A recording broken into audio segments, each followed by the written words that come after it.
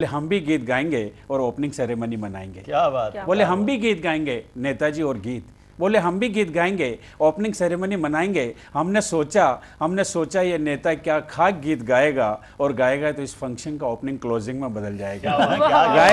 गाएगा तो इस फंक्शन का ओपनिंग क्लोजिंग में बदल जाएगा। लेकिन क्या करते, अंडर प्रेशर थे इसलिए सर्वप्रथम नेताजी को माइक पर बुलाया। लेकिन क्या करते, अंडर प्रेशर थे इसलिए सर्वप्रथम नेताजी को माइक पर बुलाया।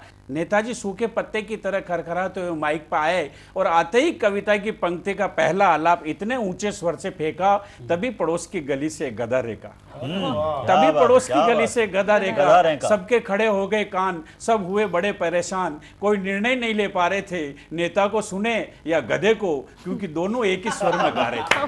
बहुत अच्छे। कोई निर्णय नहीं ले पा रहे थे नेता को सुने या गधे को, क्योंकि दोनों एक ही स्वर में गा रहे थे। नेताजी ने तरेर के हमारी तरफ देखा, हम समझ गए ये हमारी मजबूरी है और गधे को चुप कराना बहुत जरूरी है। गधे को चुप कराना बहुत जरूरी है। हम गधे के पास गए और बोले, हे आदरणीय गधे जी, अब चुप हो जाइएगा और जब नेताजी गा के निमट जाए तो सारी रात गाइएगा। जब नेताजी गा के निमट जाए तो सारी रात गाइएगा। ये सुन गधे के उद्गार देखिए साहब, अपने इंसानों के बारे में बात करते हैं, गधे के नेता के उद्गार देखिए।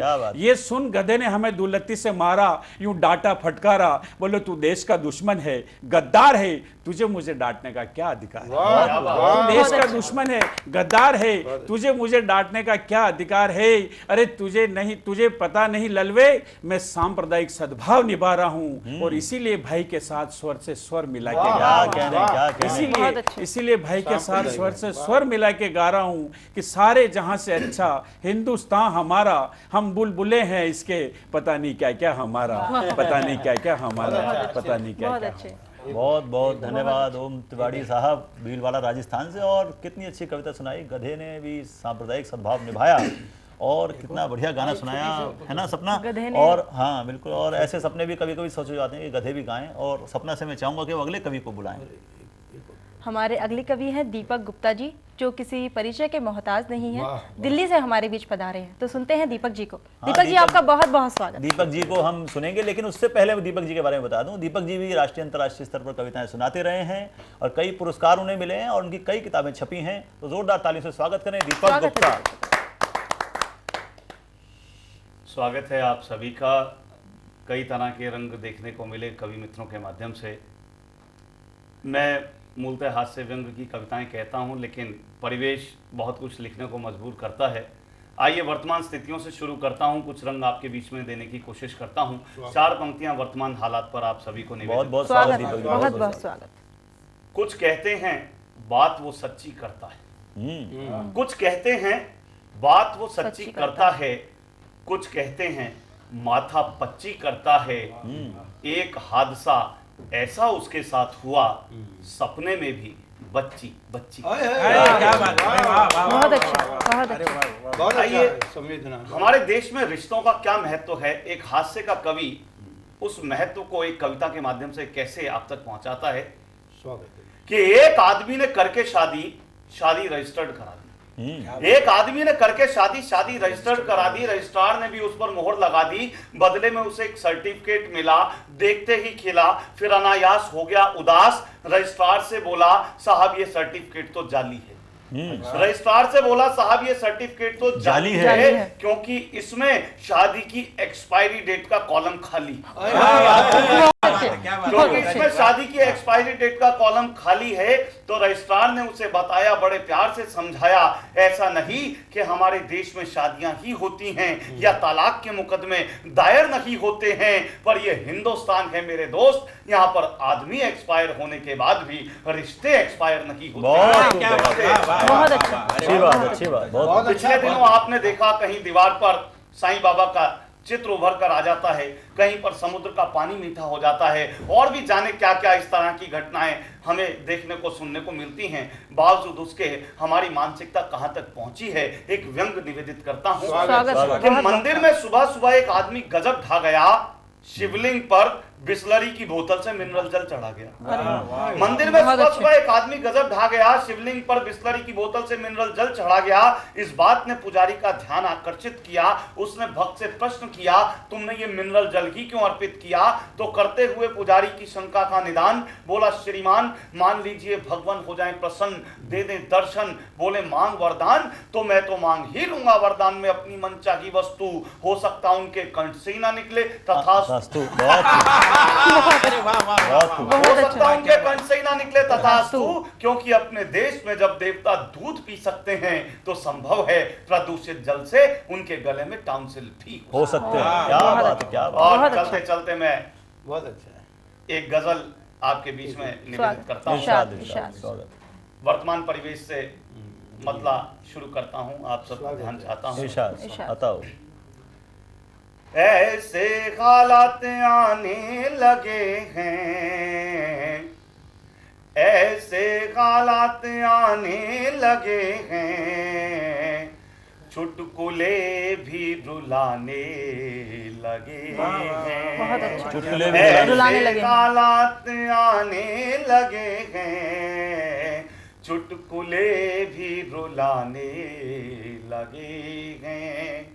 ओ एक कविता जमाने की खातिर, एक कविता जमाने की खातिर, हमको कितने जमाने बहुत अच्छे, बहुत अच्छे, बहुत अच्छे। कितने जमाने लगे हैं, कितने जमाने लगे हैं, जमाने लगे।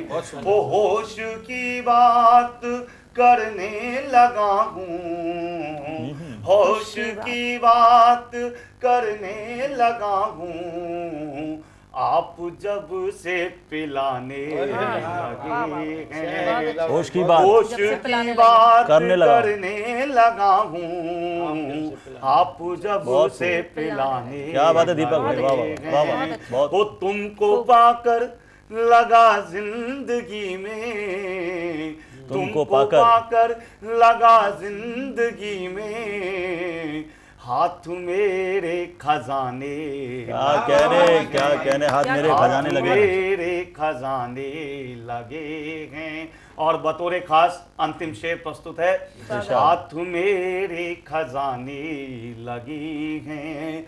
हो ना जाऊं, हो न जाऊं, हो ना जाऊं कहीं बेसहारा, हो ना जाऊं कहीं बेसहारा, मेरे बच्चे कमाने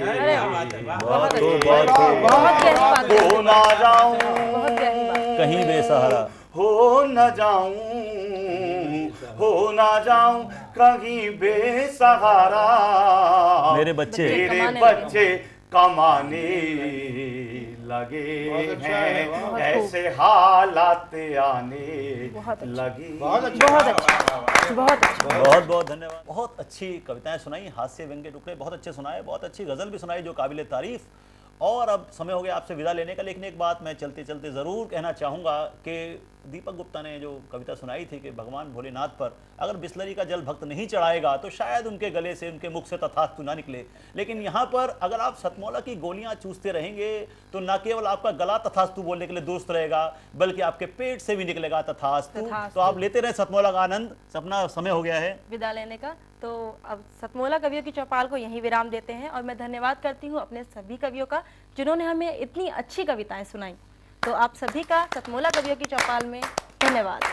तो आशा अगले हफ्ते फिर मुलाकात होगी कुछ नए कवियों के साथ। अब हमें दीजिए आज्ञा, हम चलते हैं, अगले हफ्ते फिर होगी मुलाकात। बोला यार, मेरे दिल की हार्ड डिस्क के सी ड्राइव में प्यार के वायरस अपना तंबू तान चुके हैं और हम तो मन ही मन तुम्हें अपना मान चुके हैं। तो आओ और समा जाओ मेरे दिल के रिसाइकिल बिन। क्या कहने। हम उस घर के जवाई थे, हम उस घर के जवाई थे, जहाँ जम के दुनाई होती। क्या कहने। आंखों से बातें कर लेता है, कोई आंखों से मुलाकात कर लेता है। मुश्किल तब होता है जब कोई खामोश रहकर सवाल कर लेता है। बहुत खट्टी मीठी जिंदगी में खट्टे मीठे रंग, सतमौला कच्चे आम के संग। ये कुछ करना जब छाए इसका जादू, हर दिल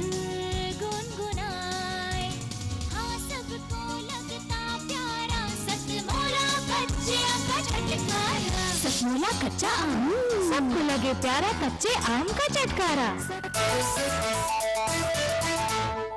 जितना जी में आए खाओ, बस खाते ही खाते जाओ। भिंडी की क्या बात है, जब सचमोला साथ है। टेस्ट है इसका सबसे निराला, हर दिल पर जादू कर डाला। स्वाद स्वाद में छुपकर खाया सचमोला ने खूब मचाया। हमेशा डरता है क्या? सचमोला।